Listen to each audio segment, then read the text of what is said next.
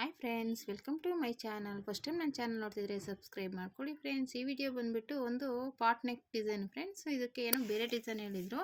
ಆಮೇಲೆ ಇದಕ್ಕಿದ್ದಂಗೆ ಈ ಥರ ಪೋಟ್ಲಿ ಬಟನ್ ಇಟ್ಕೊಟ್ಬಿಡಿ, ಚೆನ್ನಾಗಿರುತ್ತೆ, ಈ ಥರದ್ದಿಲ್ಲ ಅಂತ ಹೇಳ್ಬಿಟ್ಟು ಚೇಂಜ್ ಮಾಡಿದರು. ನಾನು ಸೀರೆಲ್ಲ ಜಿಗ್ಜಾಗೆಲ್ಲ ಮಾಡಿಬಿಟ್ಟಿದೆ. ಮತ್ತು ಆಮೇಲೆ ಒಂಚೂರು ಪೀಸು ಹಂಗೂ ಬೇರೆ ಅಂಗಡಿಲಿ ಕೇಳಿದೆ, ಆ ಕಲರ್ ಸಿಗಲಿಲ್ಲ ಪರ್ಫೆಕ್ಟಾಗಿ.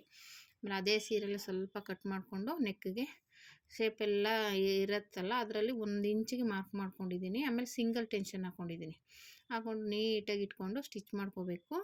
ಆಮೇಲೆ ನಾನು ಲೈನಿಂಗ್ಗೆ ಕ್ಯಾನ್ವಾಸ್ ಅಟ್ಯಾಚ್ ಮಾಡ್ಕೊಂಡಿದ್ದೀನಿ.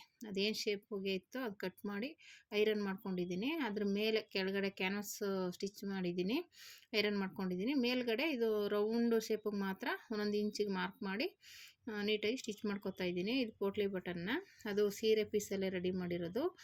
ಮೇಲ್ಗಡೆಗೆ ಸಾಕಾಗಿಲ್ಲ ಪೀಸು, ಮೇಲ್ಗಡೆ ಬೋಟ್ ನೆಕ್ಕಲ್ಲಿ ಮೇಲ್ಗಡೆ 3 ಇಂಚಿಗೆ ಬರುತ್ತಲ್ಲ ಡಿಸೈನು, ಅಲ್ಲಿ ಬರಲಿಲ್ಲ. ಈ ರೌಂಡ್ ನೆಕ್ಕಿಗೆ ಮಾತ್ರ ಸಾಕಾಯಿತು ಬಟ್ಟೆ.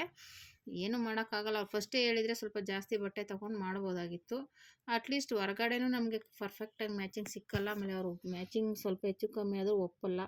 ಹಂಗಾಗಿ ಇನ್ನೇನು ಮಾಡೋಕ್ಕಾಗುತ್ತೆ ಅಂದ್ಬಿಟ್ಟು ನಾನು ಸೀರೆ ಪೀಸಲ್ಲೇ ಸ್ವಲ್ಪ ತೊಗೊಂಡು ಈಗ ರೆಡಿ ಮಾಡಿದ್ದೀನಿ. ಈ ಥರ ಸ್ಟಿಚಿಂಗ್ ಮಾಡ್ಕೊಂಬಿಟ್ಟು ನೀಟಾಗಿ ಡಬ್ಬ ಸ್ಟಿಚ್ ಹಾಕೋಬೇಕು. ಮತ್ತು ಸಿಂಗಲ್ ಟೆನ್ಷನ್ ತೊಗೊಳ್ಳಿ, ಇನ್ನೂ ನೀಟಾಗಿ ಬರುತ್ತೆ.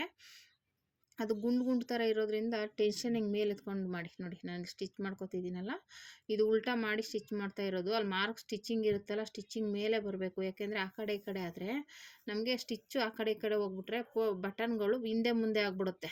ಅದಕ್ಕೋಸ್ಕರ ಟೆನ್ಷನ್ನ ಸ್ವಲ್ಪ ಮೇಲೆ ಇಟ್ಕೊಂಡು ಸ್ಟಿಚ್ ಮಾಡ್ಕೋಬೇಕು. ನಾನು ಇಲ್ಲಿ ಮಾಡ್ತಾ ಇದ್ದೀನಲ್ಲ ಆ ರೀತಿ. ಹಂಗೆ ಮಾಡಿದ್ರೇ ನಮಗೆ ಪೋಟ್ಲಿ ಬಟನ್ ನೀಟಾಗಿ ಒಂದೇ ಲೆವೆಲಿಗೆ ಬರೋದು. ಇಲ್ಲಾಂದರೆ ಏನಾಗುತ್ತೆ, ಒಂದು ಒಳಗಡೆ ಒಂದು ಹಿಂದೆ ಮುಂದೆ ಆಗಿಬಿಡುತ್ತೆ. ನೀಟಾಗಿ ಅದ್ರ ಮೇಲೆ ಸ್ಟಿಚ್ ಮಾಡಿ ಆಮೇಲೆ ನೀಟಾಗಿ ಕಟ್ ಮಾಡಿಕೊಂಡು ನ್ಯಾಚ್ ಹಾಕ್ಕೊಂಡು ತಿರುಗಿಸ್ಕೊಂಡ್ರೆ ನಮಗೆ ಬಟನ್ಗಳು ನೀಟಾಗಿ ಬರುತ್ತೆ.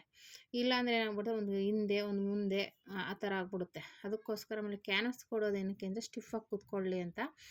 ಎಕ್ಸ್ಟ್ರಾ ಸ್ಟಿಚಿಂಗ್ ಬೇಡ, ಒಳಗಡೆಗೆ ಹಾಕ್ಬಿಟ್ರೆ ಇನ್ನೂ ಸ್ಟಿಫಾಗಿರುತ್ತೆ ಅಂತ. ನೋಡಿ ಈ ರೀತಿ ಆಯಿತು. ಇವಾಗ ಇದನ್ನು ಕಟ್ ಮಾಡಿಬಿಟ್ಟು ನೀಟಾಗಿ ನ್ಯಾಚ್ ಹಾಕಿ ಉಲ್ಟಾ ತಿರುಗಿಸಿದ್ರೆ ನಮಗೆ ಮೇಲೆ ಪೋಟ್ಲಿ ಬಟನ್ ಬರುತ್ತೆ.